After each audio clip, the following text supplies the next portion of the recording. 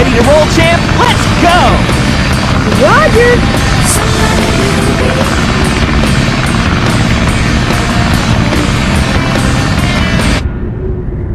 Alrighty, welcome back to the Sonic Adventure commentary with me, Skully the Metalhead. Now, should probably turn that down a little bit, we get back to Sky Chase. Didn't really have a chance to talk about both the first variant and this variant. Well, actually, no, I'm getting up to this variant right now. Didn't have much time to talk about the minigame itself last time. Basically, I'd say it handles it's pretty much just a breather minigame, really, which I guess to possibly mitigate a lot of people's complaints about the multiple playstyles that they brought in with Sonic Adventure, again, something I'll get more into a little bit later as we go on. I guess having minigames like this would probably break up the monotony for some people who just complain about wanting it to be an only Sonic experience.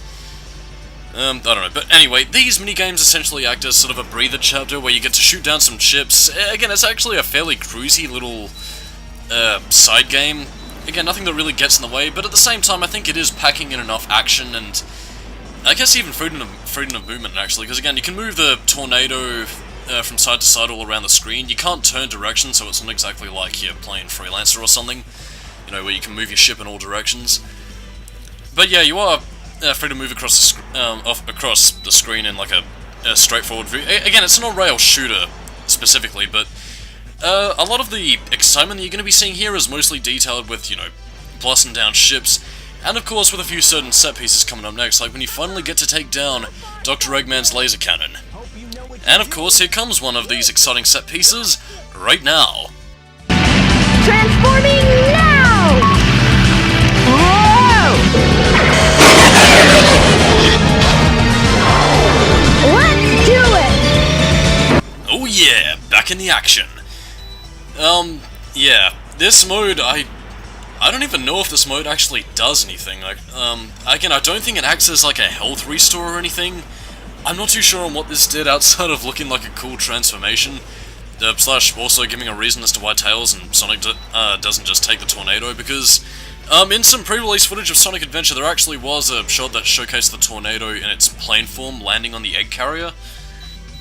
But again, this contrives a reason for a certain other character to get off the egg carrier, because I guess Sonic Team realized that, oh no, this certain character might need a way off the egg carrier unless of course he decides to jump, which again, I'll get to it a little bit later as a certain cutscene shows us off, but again, as demonstrated by later games in the series, Sonic characters can survive fall damage, provided that it isn't a bottomless pit or a contrived falling off point.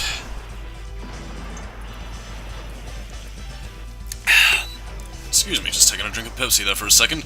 Not sure why I did so while I was recording, but goddammit, I am thirsty. Oh. But anyway, lots of bombs, lots of ships to shoot down. Again, it's a... Again, like, this makes her a fast-paced little breather minigame, and it, honestly, I think it was handled a lot better here than it was in Sonic Unleashed, because for those of you who play that game, that has similar tornado sequences to Sonic Adventure, except it handles them more with quick-time events, which, again, is very reminiscent of the era, because, you know, in 2008, or at the very least ever since games like God of War came about, you know, pretty much every video game was using quick-time events. For better or for worse, personally I kind of find QuickTime events a little bit nostalgic, actually. But anyway, bada bing, you do the thing, the egg carrier's main cannon is destroyed, and now it is time for us to land on the egg carrier and prepare for an onslaught of cutscenes, so I'll see you in a little bit. Alrighty, we're in! We gotta land on the egg carrier! Whoops. I forgot something. What's that? There's no landing gear in this mode. What?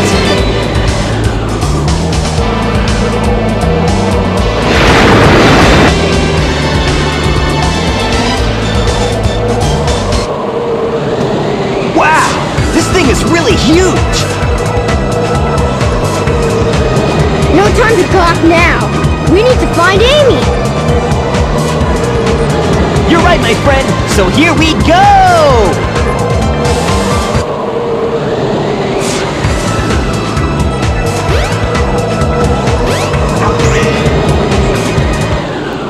Don't get too many ideas, you fools! You haven't seen the power this vessel really has! Get a load of this!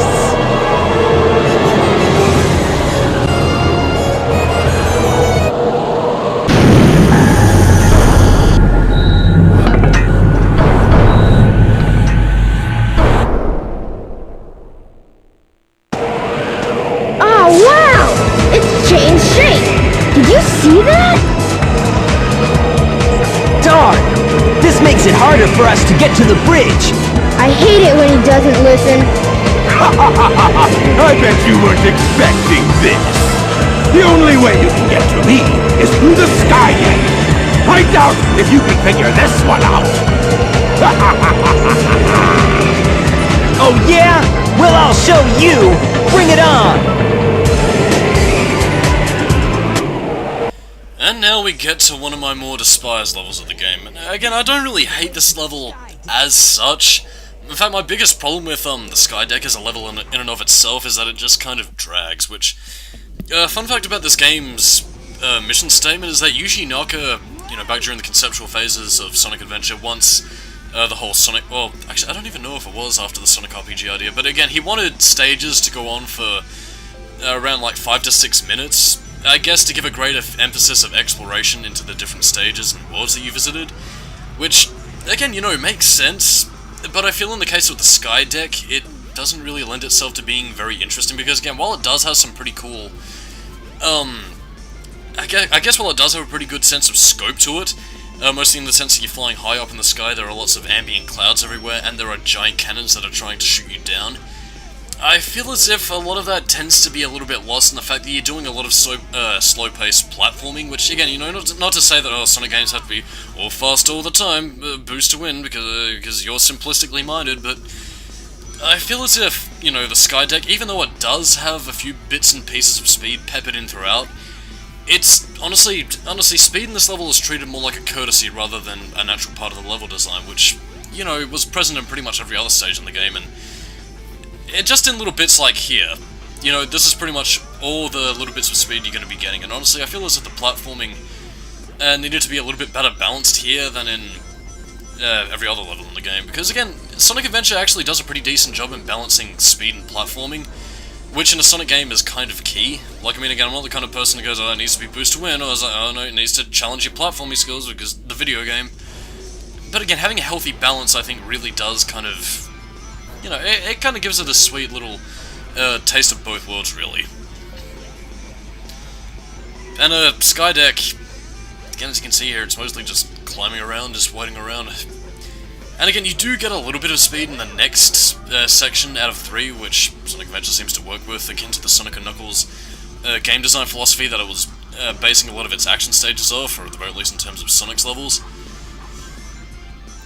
Again, I won't exactly say that the Sky Deck as a whole really works well. In fact, I'd say, and again, this is something that I'll get into both in the review and in a later part of the commentary, it feels as if a lot of the time these levels were designed for 3 different characters. And a lot of that is definitely going to show. Like, I mean, take this for example. You know, this is supposed to be the big exciting, oh, you better hurry up or the cannon's going to destroy the platform. But again, you don't really get that sense of danger and urgency when you're constantly having to climb around, you know, pillars and shafts and everything. Again, you know, it's got scope, I'll admit that much, but it doesn't really have much in the way of excitement, which I'm not necessarily sure what it is specifically, but I guess it's not even really a lack of tension, it's just something, a little something that's missing that I can't quite explain. You know, and then you have sections like this. You know, sections where you have to hold onto the ship, you know, in order to prevent yourself from being blown off. You know, stuff like that, you know, it lends itself to excitement, because, you know, you don't want to fall off the ship, and again, it's already in motion, so it generates excitement, but again, it's something that, I don't know, I guess it just doesn't really do anything with it in terms of giving it, like, a story context. Like, I mean, again, I'm sure if this was made in the modern era, you'd probably have Cheddar going like, oh no, I guess we better hang on for our dear life, otherwise we might fall off. But I think it kind of needed to showcase a little bit more of the deep chasms, you know, below Sonic to go, well, better not fall off, otherwise you might die. I guess creating both a little bit of tension gameplay-wise, but at the same time also creating some, I guess, dramatic weight in terms of a story sense. You know, as in, you better hold off, or, oh no, we're about to fall off. What will happen to Sonic this time? Find out next time on Doctor Who. Not even sure why the hell I brought that up. I'm feeling a lot of Doctor Who tangents in this Sonic Adventure commentary for some reason. Anyway, where was I? Yes, the Sky Deck. Honestly, even for the Sky Deck itself, there just isn't really that much to say about this level. It's platform heavy to the extreme, and that's about it, really. Like, I mean, also, the lasers are also deceptively accurate when it comes to aiming at you, so I'd say be careful, especially for the larger ones that actually have targeting systems. Not the giant one over there, I'm talking about the ones surrounding it. Again, not the ones that even shoot the piddly little lasers either, just the ones that have like a little targeting reticle. I'd say mortar launchers would probably be the best way to describe them. And then we have this section, which will be used for a certain treasure hunting character later on. Again, this is also very platform heavy, but I'd say this is honestly the more tolerable section of the level. One that, you know, you actually do have freedom of movement to walk around here for as good as it does you, and I'll admit, it does actually have a pretty decent gimmick of it in that you have to get the ship the right way around again. And in fact, I do believe it is also implied that around this time, it is actually Knuckles who is screwing with Sonic. Unintentionally so, considering that, you know, he is on Sonic's side this time, compared to working for Dr. Eggman as he was in Sonic and Knuckles, so... You know, it's a little bit of understated cross-story stuff, which I think probably should have been emphasized a little bit more, because, you know, as we've already seen, you know, paths cross in the story sections of Sonic Adventure. Like, I mean, both in terms of, you know, characters meeting in the game in cutscenes, or even, you know, in the town, because, you know, you can pass by, you know, Big the Cat, or, you know, not E102 Gamma, like Knuckles or Tails or whatever, you know, in certain bits of the story. And it's that, again, like, it's that slice of life appeal that I mentioned before that just works so well with Sonic Adventure. And it's something that I haven't seen before or since Sonic Adventure's release, and again, I'm not sure whether or not that's just a remnant of the whole Sonic RPG design that was initially going to go towards the Saturn game, or, you know, if that was done specifically for Sonic Adventure as an action game, but, you know, I'd love to see that kind of thing attempted again, whether it be in another... or whether it be in a Sonic JRPG, or, you know, just in another open-world Sonic game again, but again, probably we're not going to see anything of the likes of that for some time. But anyway, I'll shut up, take a drink of the Pepsi, and it is time for more cutscenes. Is that it? It might be, but let's check out the bridge. Yes, and I decided to go check out the bridge, which is by taking the elevator that goes up to the surface. Funny, you would have thought there'd been a little bit more of a convenient entrance for Eggman to get up there from here, but, yeah, whatever.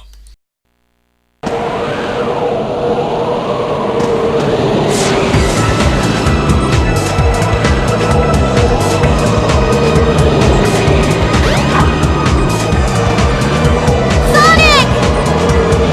Ha! You're too late! Not the birdie!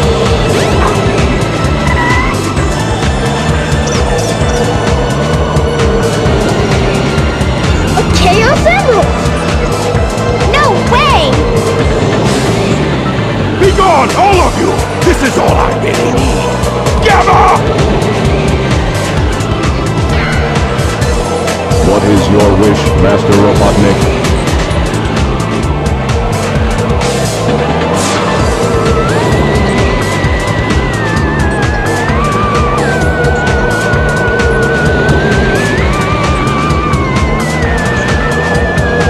Get rid of these pests! Show them what you've got! Aye, aye, sir. And don't disappoint me, or else...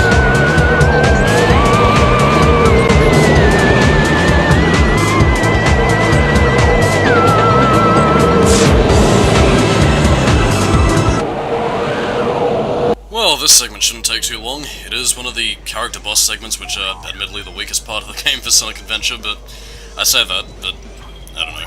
Past experiences have led me different, but this is E102 Gamma. We'll be getting to him later, and again, I know I keep saying that a lot, but really, we will.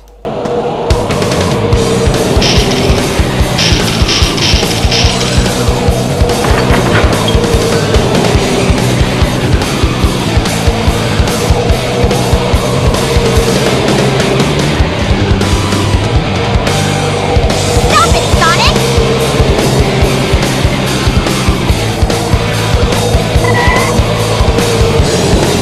Step aside, Amy! Out of my way! No! This robot is my friend! He helped me! Don't hurt him! Okay, whatever you say. You must have your reasons.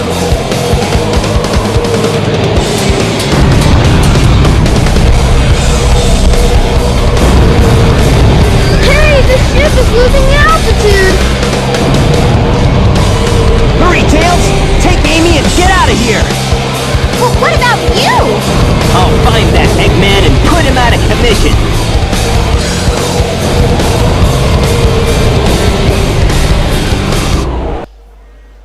Yeah, I know I'm not commenting on the story section of Sonic Adventure a lot of the time, but really, Sonic's story is actually a very straightforward part of the game. Like, I mean, it's just a constant back and forth of hunting for the Chaos Emeralds and fighting Dr. Eggman. Like, I mean, it's a very simple story for a 3D game, and I guess for a lot of Sonic fans who really don't like story prevalent in the 3D games or any Sonic game at all, this is kind of the way they'd probably prefer it to happen.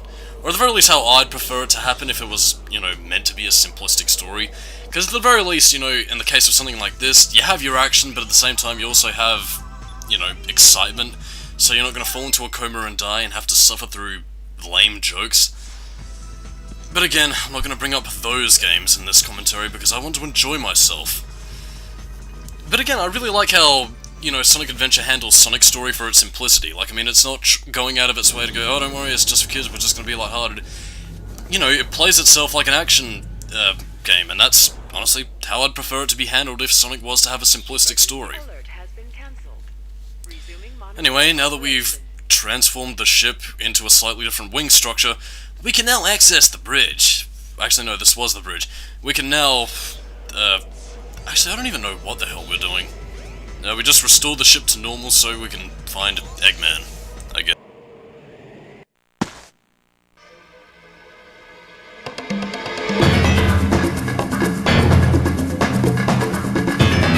Oh no!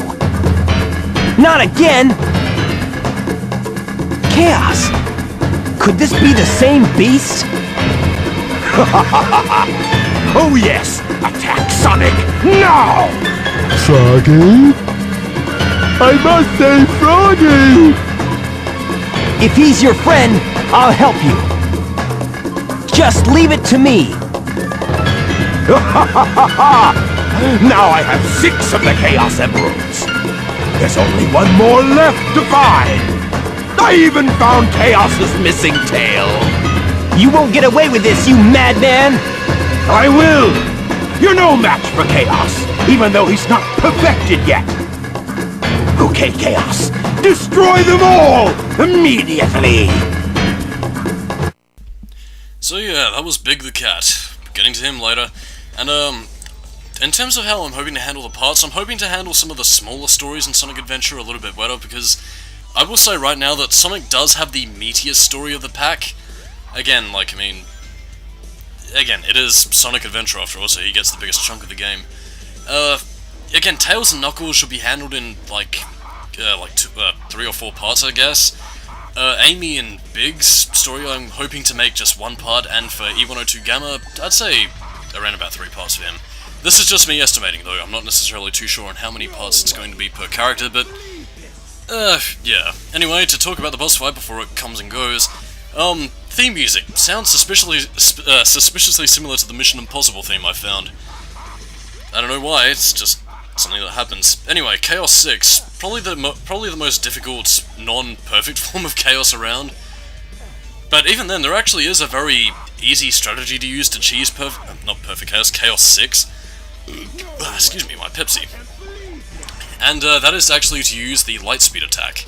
Just charge up the Lightspeed attack and you can attack him twice once you freeze him up, and, you know, bada bing, you do the thing.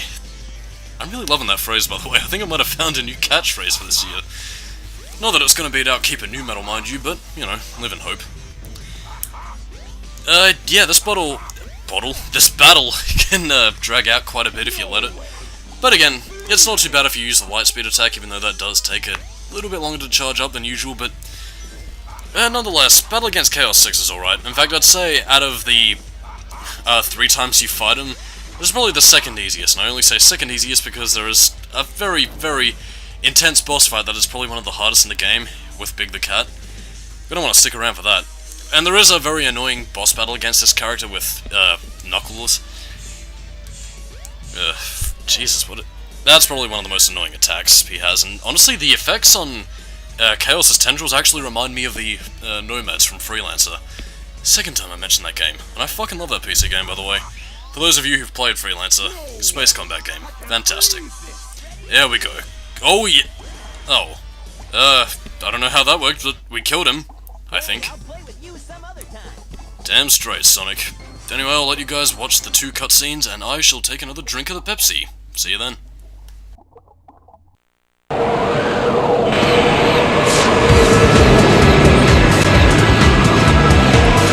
No way! I can't believe this! Sonic! Hey there, Knuckles! Glad you finally made it! I thought you got lost or something. Until we meet again, Sonic! Stop! Come back here!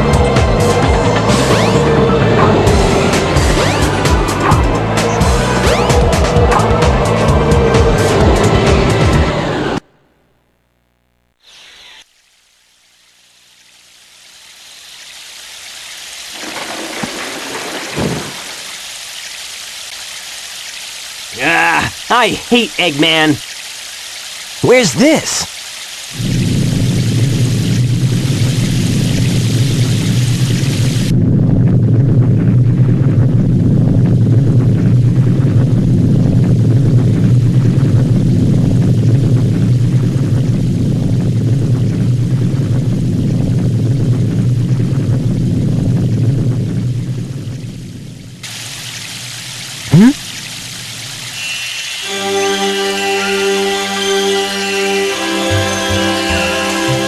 That light! I think it's trying to show me something.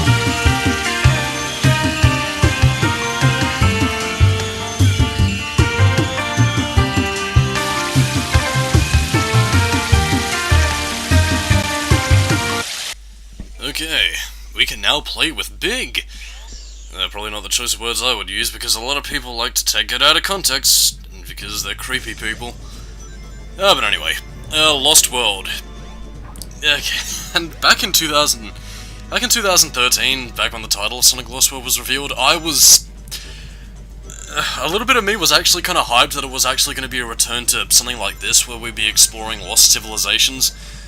And then I saw a picture of the Lost Hex that was teased, and then my hopes were dashed, and it was...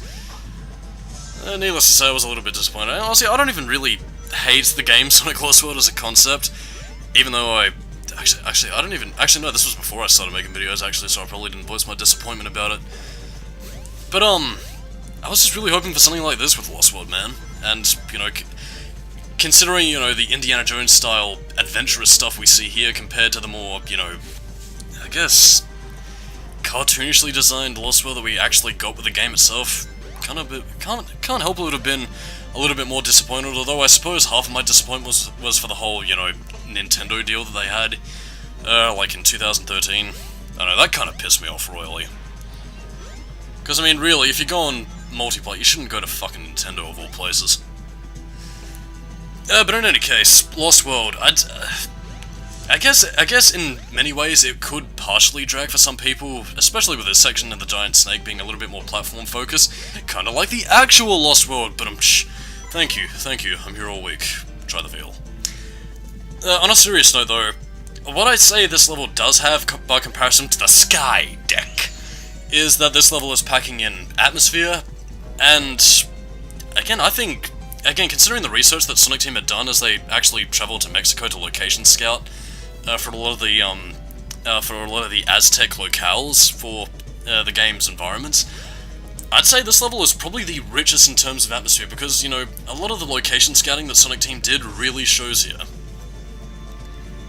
Because honestly, these levels are just, like, I mean, the Sonic Team, you know, beforehand when recreating environments for Sonic the Hedgehog 3 and Sonic and Knuckles, you know, they based a lot of it off, you know, action movies, you know, stuff that they were watching on television, but for Sonic Adventure, or I'm guessing probably for Sonic RPG back when they were developing that for the Saturn, you know, they wanted to go above and beyond in creating this entire world to be more lifelike, you know, emulating Yu Suzuki's, you know, living world philosophy for a video game, which, again, in Sonic Adventure, I'd say worked to its favour, because this game really is packing in a lot of atmosphere, and honestly, it's the kind of atmosphere that I don't think has been seen in a Sonic game, since Sonic Adventure, really. Like, I'd say Sonic Unleashed came close, but I don't think Unleashed achieved quite as much as Sonic Adventure did in terms of the living world philosophy, considering that there was quite a bit of fallout after Sonic 06 happened, and I think in some ways that did kind of stilt Sonic Unleashed's development, or at the very least in terms of its story and its world kind of coalescing into one cohesive being. Again, I'll get into that when I look at Sonic Unleashed a couple of years down the line, but I don't know, there's just something about the way in which Sonic Adventure handled not only its atmosphere, but as well as its levels working in tandem with its story and atmosphere that just made it feel, well, to be quite frankly, like an adventure. And now we get our obvious Indiana Jones set piece, and by the way, be sure that you're not going too fast with this segment, because the boulder actually can clip you and you will die. Well, it can do that on the DX version. I haven't seen it happen to me in the Dreamcast port. Whether or not that's just me playing cautiously, or whether or not it can happen in the Dreamcast version as well, I'm not entirely sure. But because I hate the DX port with flaming passion, DX port is bad, and, you know, destroy it immediately. This is also actually a pretty easy part to cheese pass if you know what you're doing. You can actually just rev up your spin dash and go flying, which is actually part of the reason why I guess a lot of people kind of miss the spin dash in the wake of the boost formula, is that, again, you can use it to get some serious airtime in this game. And it's something where, you know, in a lot of subsequent appearances, I think actually save for maybe Adventure 2 and Shadow the Hedgehog, or Shadow the Hedgehog, when you know how to use it right, it can actually be a pretty awesome tool to use in 3D, and really lets you just bask in the freedom of flying, I guess. Well, flying in the loosest sense of the word, since you're not actually flying, you're just sort of leaping into the air. But again, it's a beautiful thing to use. God damn. Yeah, this is all, again, platform-heavy parts aside, I honestly do enjoy Lost World quite a bit, a lot more than I used to, actually. Then again, I guess this is honestly more so for my predilection for more, whoa, camera, what are you doing, buddy? It's more so probably for my predilection for, you know, machine-based and, you know, city-based areas, which again, admittedly, it comes from a lot of my love of cyberpunk, and I guess, you know, the urban city aesthetic itself, but honestly, I have come to appreciate Lost World in recent years. Not my favourite level by any stretch of the imagination, but still a pretty good one in terms of atmosphere. Anyway, running out of things to talk about, so I should probably talk about something else in regards to the parts. Again, I want to get Sonic's story wrapped up quite soon. I just finished eating my delicious meal, and I hope to record... Again, this part is actually slightly beefier for a reason, because I wanted to record these in 20-minute parts. Decided to make this one 30 so I could get Sonic's story knocked out in 4 parts, and hoping to put them on a Saturday time slot. Because, you know, who doesn't like a Sonic Adventure Saturday? And I'm only doing that purely because I like name puns. Well, at the very least, I think Saturday would probably be the best time to do it, because, you know, start of the new year. You're probably waking up early in the morning with your cereal, you know, looking for something entertaining to watch. You know, when you eat your cereal, wrapped around your computer screens, looking for something cool to watch. It's kind of why I want to do it. Although, considering that I live in Australia, you're probably going to get it, like, you know, late Friday night, I guess, if I upload it on Saturday mornings, but whatever. Gotta think of the Aussie time slot first, because I don't know. Enjoy the cutscene.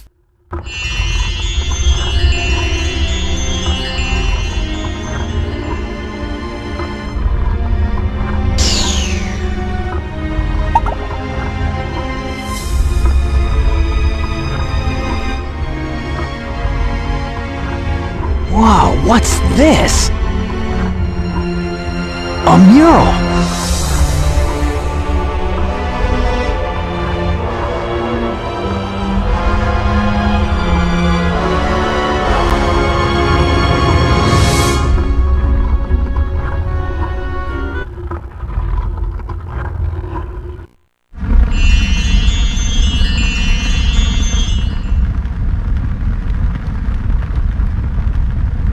What's this place? Where am I? This is really weird. Yeah, not a lot of time to talk, so I'll leave you guys with these couple of cutscenes. So on that note, I'm Skully, keep it new metal, and I'll see you next time for the Sonic Adventure commentary. Bye-bye.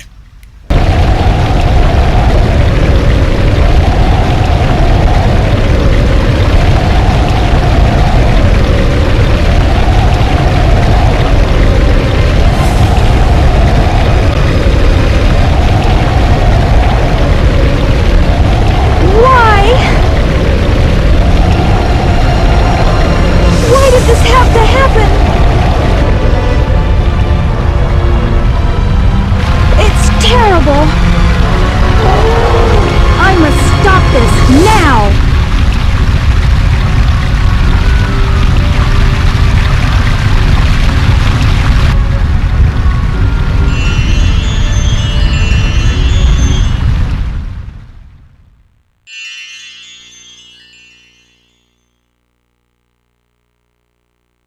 What was that all about?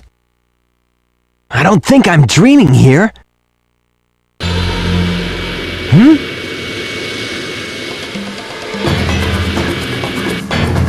Eggman!